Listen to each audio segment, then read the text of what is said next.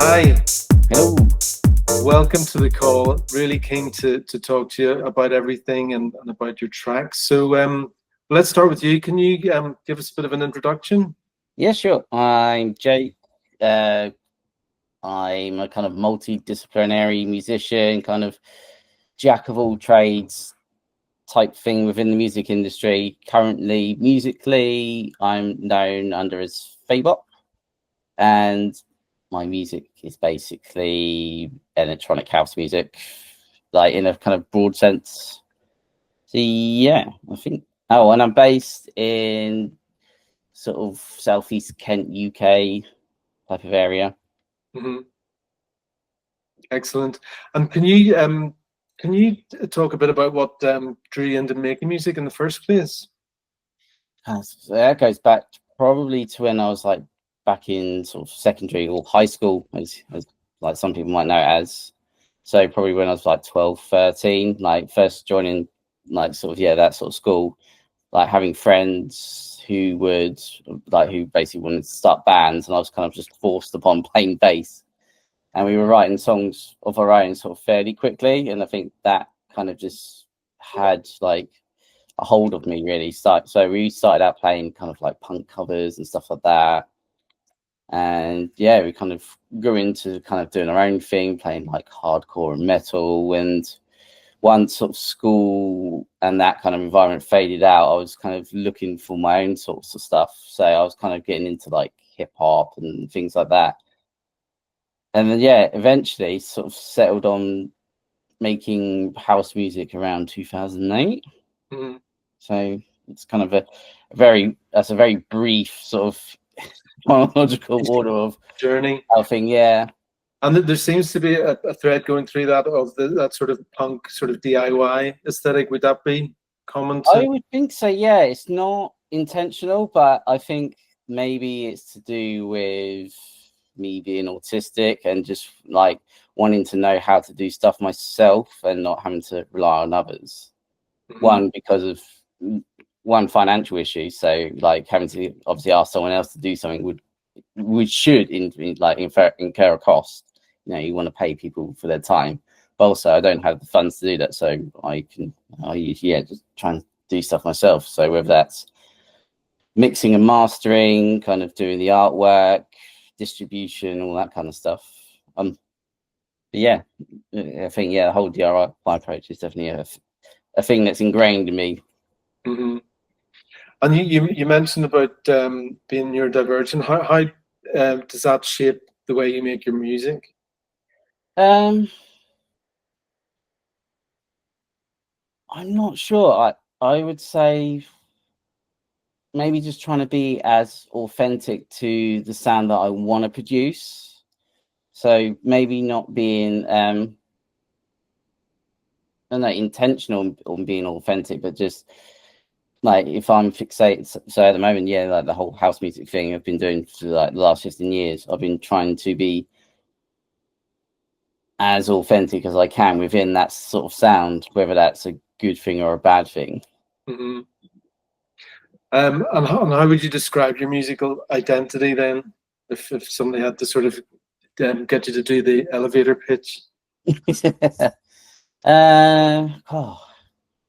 So sound wise, I would say it leans heavily on people such as like a guy called Gerald. There's a lesser known artist called Mr. G, who's like very much sort of old school house and played actually he was like the main inspiration for the way that I play live now and sort of approach sort of how I create music. So yeah, it's very, yeah, I guess I would say it's like those two. If they had like a love child, like Hmm. that would be like the music pathway that would be me. Excellent. And do you find your creative process differs from how others might work, for better or for worse, in your experience with working with other musicians? Um, I think for a lot of, I think if we compare to sort of, yeah, I'd say a lot of modern musicians and producers would like probably look at the way that I do things and go, why on earth are you doing it that way? Like, so things like you can see in the background, like having like real instruments and sort of synths and drum machines rather than using plugins. Like for me, I try and steer away from plugins as much as I physically can. Mm-hmm. Like, but sometimes like there are ones that you think actually, yeah, I could do with using them. And obviously most of the stuff is recorded in a DAW, which is digital. But yeah, that's just far. Like, I'll try and like limit the creative process, like more towards having real stuff rather than digital, Mm-hmm. and try and mix in a way that is like more. Again, going back to authenticity, like try and mix in a way that would be appropriate to that older style of mixing. So, like, say, I'd try and picture myself, say, in like I don't know, like an old late 70s, like Neve desk environment, big thing, and try and have everything mix like that way rather than just having layers and layers and layers of stuff Mm-hmm. like you can in obviously in DAWs.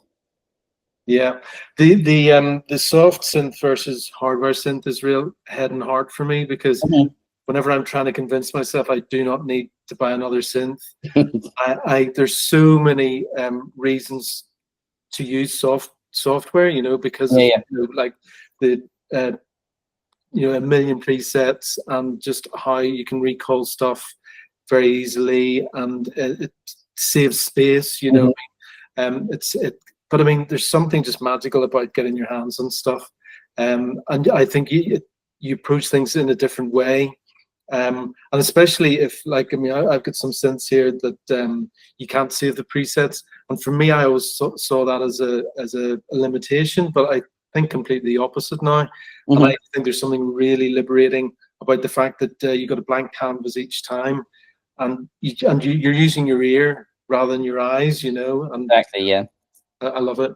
So I've always found that when I've been using presets, there's just something missing. Like there's some sort of sonic energy, like whether it's just because the signal's coming in a bit too hot from like a real synth, they just always seem a bit too perfect. And whenever I play something back, like I always notice it when I've programmed drums in Machine.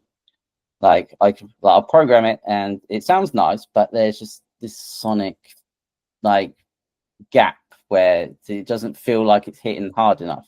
Whereas if I was to use, say, like the LM drum or the is it the IDA, or even I've got an old MPC 2500 I used to use as the drum machine, and just having something that's real, just like it just hits better. Whether that's a psychoacoustic thing or just it just feels better. I think if you're enjoying the process, you're going to take certain directions that perhaps wouldn't be the case, So I think that's part of the process as well. And what about the desk? Are you using the desk at the moment? No, it's all going into a 16-channel audio interface at the moment, which I've been having problems recently, and I have been looking at potentially looking at like a analog mixing desk and just using like recording the stereo pair each time. It's a longer process, but I don't know. I haven't decided yet. Yeah, I don't have a desk. I just go straight into. I've got a Scarlett. What is it? An 18 i20. Oh yeah, I've got one of those. Yeah, so which I like, but I'm sort of hankering after a desk now, which is I've got nowhere to put it though. I've got no space. Yeah.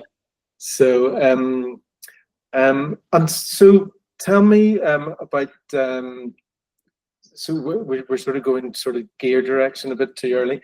Are there any rituals, tools, or habits that help you manage focus, energy, or overwhelm during the creative process? Good question. I always find it really difficult to try and get myself in the creative process. So like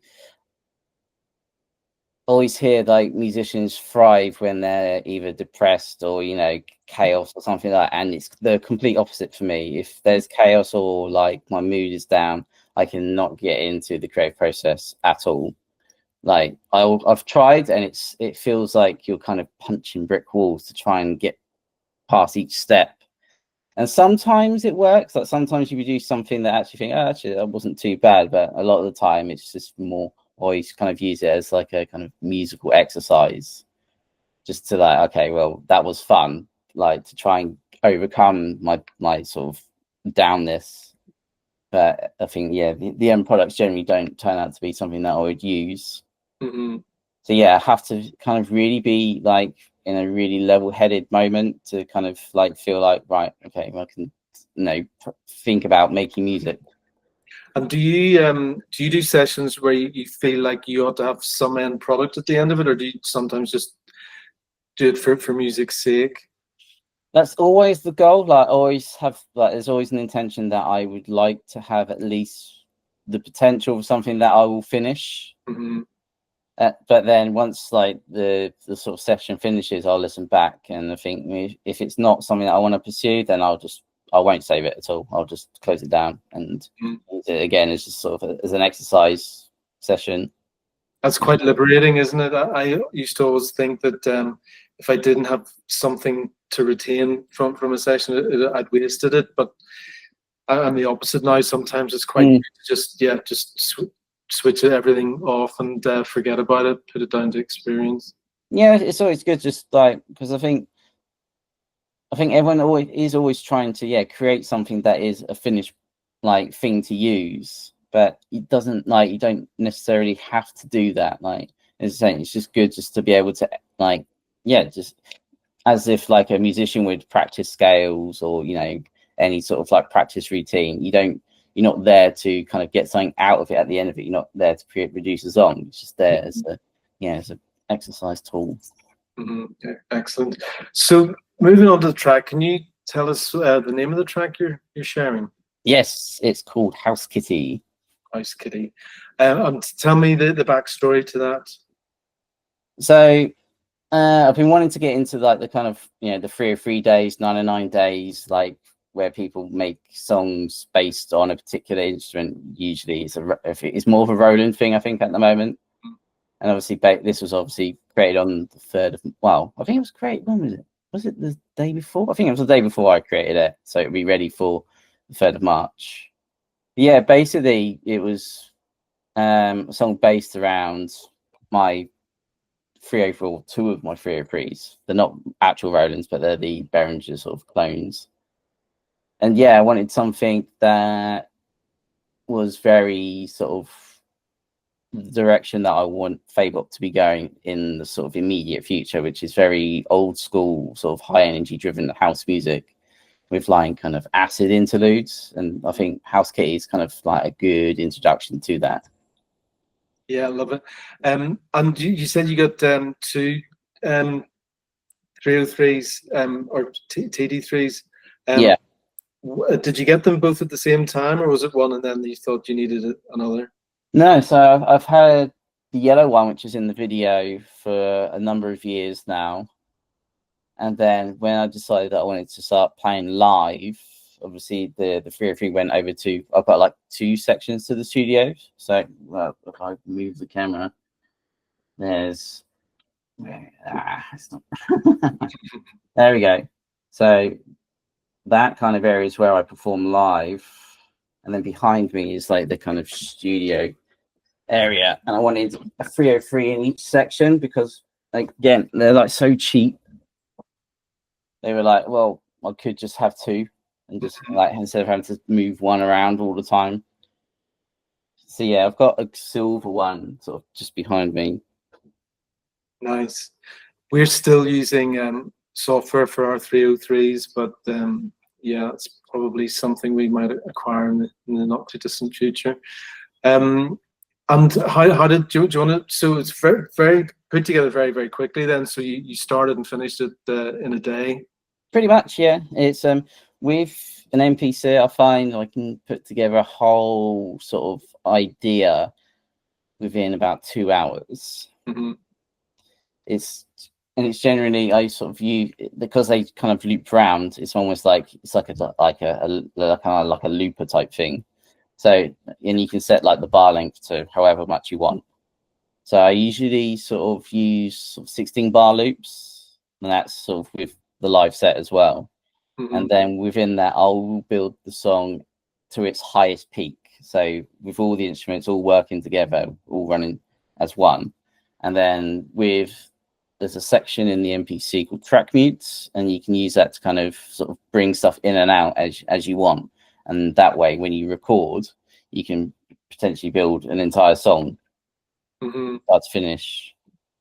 So you basically you start by getting the sort of the busiest section nailed and really bouncing, and then you just subtract the stuff to work out how it's sort of going to work dynamically. Yeah, pretty much. And then with the 303 is kind of like almost like improvisation, so that obviously they loop in 1 bar loops, and then the kind of improvisation comes from obviously the textures from like the different sort of filter settings, the envelope settings, and kind of just jamming what feels right at the time. And obviously that recording will obviously stay as forever, but that will never be performed the same way twice because of it's kind of all just kind of improvised on the spot. And does you say you improvise? Is that based on how you're feeling or how the audience is responding, or a bit of both?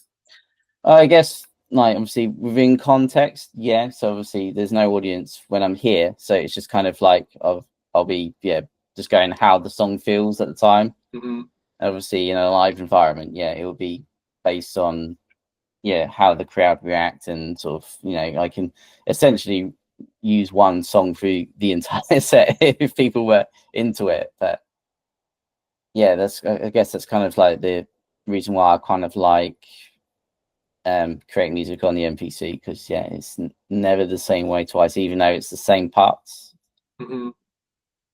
And it's a fairly dry production, isn't it? But there's a bit of delay. I can hear a bit of delay on the 303 and so on, but it's quite sparse. Is there anything in particular that you needed to zero in on to get the desired effect? There's a couple of delays, because that's with the old setup. There's a couple of delays set with I think some of the stamps that I used, but generally it was recorded just as a stereo pair, and then just kind of just a slight EQ, and just obviously the general sort of maximizing, bringing the levels up to be able to be playable as a finished product. No, it was pretty much just as it was. And how do you master then? Do you use any particular sort of bit of kit for doing that software? So I think mastering is just generally the place where I do use like plugins all the time, just because mastering like equipment is ridiculously expensive, and it can't, like, I think the limitations don't make it as loud just because of the hardware limitations. But the process generally is I use a plugin called Cutter Tone by SK Note. They're like a small boutique Italian company. They make plugins, and I also make hardware. They make like analog mixers with like digital recall, which is quite cool. And so the Cutter Tone is like a vinyl, I wouldn't say vinyl emulation, but it's like a tool for vinyl mastering. So it can mono a certain frequency range. So say anything from like the bass up to say 300 hertz can be monoed, and then things like high frequency limitations, because I know that house music can be quite treble intensive. So I use that to kind of just to reduce the the energy there, and then it has like a stereo spreader as well, just kind of make it a bit bigger. And then there's a Drama 1973 multi-band compressor that I've been using that for nearly 10 years, I think now. It's probably my go-to multi-band compressor, and probably the most expensive compressor I've paid for as well. But it's been so worth it. It's really simple to use, but it gives like really nice results. Sorry, go on. And then there's like various sort of EQs I use, but then for like limiting and things like that, there's a company called Tokyo Dawn Labs, I think they're called. Oh yeah. And their sort of like limiter has been sort of, I've been using that for the last sort of 5 years, and that's been sort of really good and transparent. Even when you can crush it like absolutely to death, and it'll sound quite good. But you don't have to, because like obviously I would like to keep some sort of dynamic range. Mm-hmm. Yeah, it's been pretty good. So would you like to go hardware at some stage for mastering, or do you think that's fanciful cost-wise? I think if it's like a lottery type of wish, like because the space I wouldn't have the space for at all in the current setup that I have. But as a wish, yeah, it'd be quite cool to have a hardware sort of studio for mastering. Which and are there any ways that your neurodivergence sort of displays itself in the track?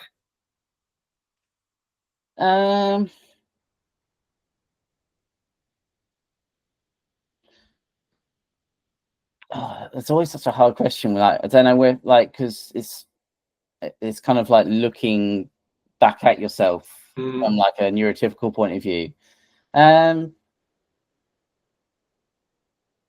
Maybe just the authenticity, and it sounds like, for me, I always feel like I'm alone, no matter if my music sounds fairly similar to other people's. And I don't know whether that's just, like, as you're saying, the neurodivergent side of it, like shining through, like being sort of like parallel to people, but also isolated. Always feel like I can never progress. Like, I think that's more of a general type of thing, how I feel with my music. Like, I feel like it sits in the same ballpark as everyone else, but it's also isolated in terms of people don't quite get it, or are just dumbfounded in some sort of way. Like, for example, like some people that I've shown my music to is that they always say this is absolute genius work, or like it's like absolutely amazing, like they've never heard anything like it. But even though for me, it would sound like as if like it would fit in any other context in terms of house music. And you produced it very quickly. So we're sort of 2 months on. How do you feel about the track now? Yeah, I absolutely love it. I haven't had the chance to perform it live yet, although I do have a show coming up in about 10 days. So it'll be the first time I get to sort of play it to a crowd. So it'd be interesting to see how people perceive it and like enjoy it or not enjoy it. And regarding people listening to stuff for the first time, how do you deal with that whenever you release music and you're waiting for some sort of response? Well, hopefully you get a response. Yeah, so I think House was fairly well received, even though because pretty much Faebop is like pretty new. It's like almost starting from scratch. Like, it's been quite limited in terms of its like reach, and like obviously people saying anything good about it. But I'm quite, I guess, positive about it. I think it's a good direction anyway. And so what's next? You mentioned you've got a gig coming up in 10 days. What else is in the pipeline? And before that, this Sunday I'm DJing under my own name, because I used to DJ under an old alias called Jeff Fader for like the last 7 years, and that was kind of more sort of that was kind of like the typical DJ producer type of like scenario. And I've stopped that, and now I'm kind of DJing under my own name, but that's at a place where I usually work at called Faith and Strangers. So it's kind of be kind of like, I guess, like housey, disco-y type of stuff. It's like a Sunday brunch thing, but they have like live music and stuff like that. Nice. And then any sort of recording collabs or anything like that? No, not at the moment. I've always find I don't either get asked to collaborate, or when I do, like when I have tried to reach out to people to collaborate in the past, no one's kind of stepped up. Mm-hmm. Like even like locally, I've said, look, I've got a whole studio here. I have time. It's like we can do stuff, and no one really responds. So it's kind of a bit weird. And any releases scheduled? Nothing yet. I'm currently working on. I've made some new music for the live set, which I haven't recorded as their own tracks yet. So there's potential for new music. I tried to do some over the weekend, but I'm not too sure whether I'm happy with them yet. Mm-hmm. I wasn't happy with them when I left them, but I thought I'd just save them. Well, I've got the recordings anyway from the mixer. Because with my live set, there's like a digital mixer that has a record function, so it just saves everything there. So I've got them just in case I do decide I want to use them. Yeah, there's potential, but there's nothing due yet. We'll have to talk about your live set at some stage on another call. And just talk in the future. So any sounds or tools or ideas you're excited to explore next? Things that I would like to explore. I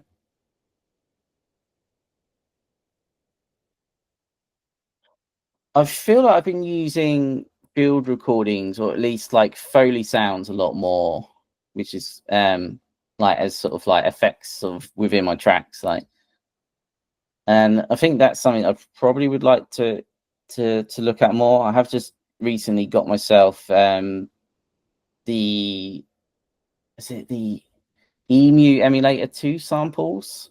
Mm-hmm. I managed to find a whole bank of factory presets from that, particularly because there was a song called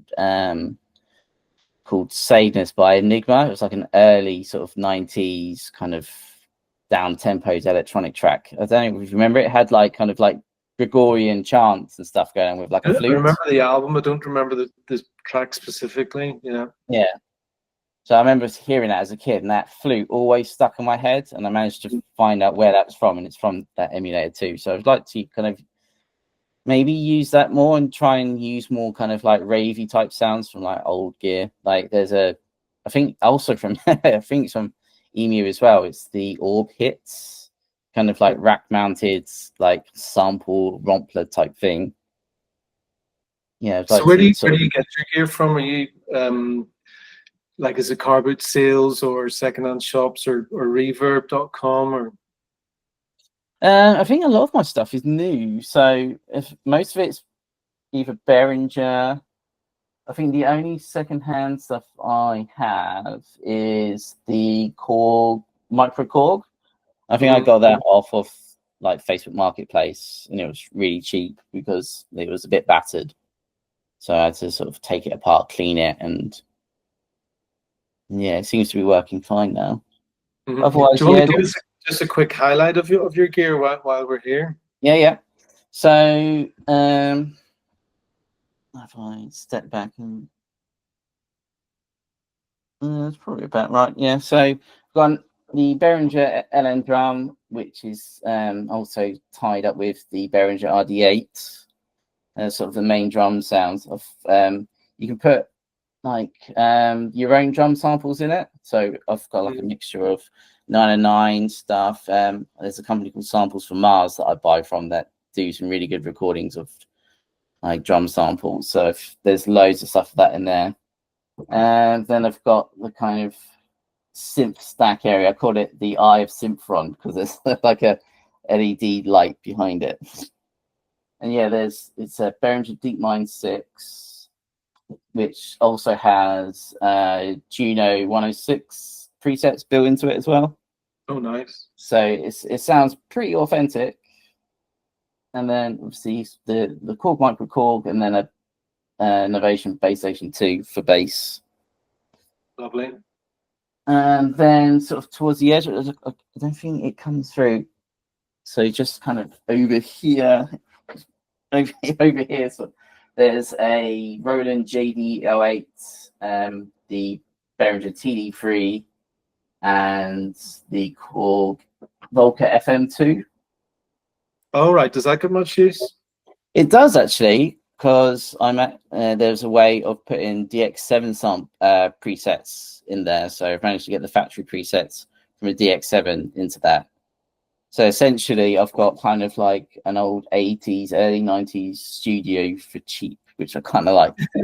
So I've got like a fake 106, a fake 303, a fake DX7, and kind of, well, I guess an emulated JD 800.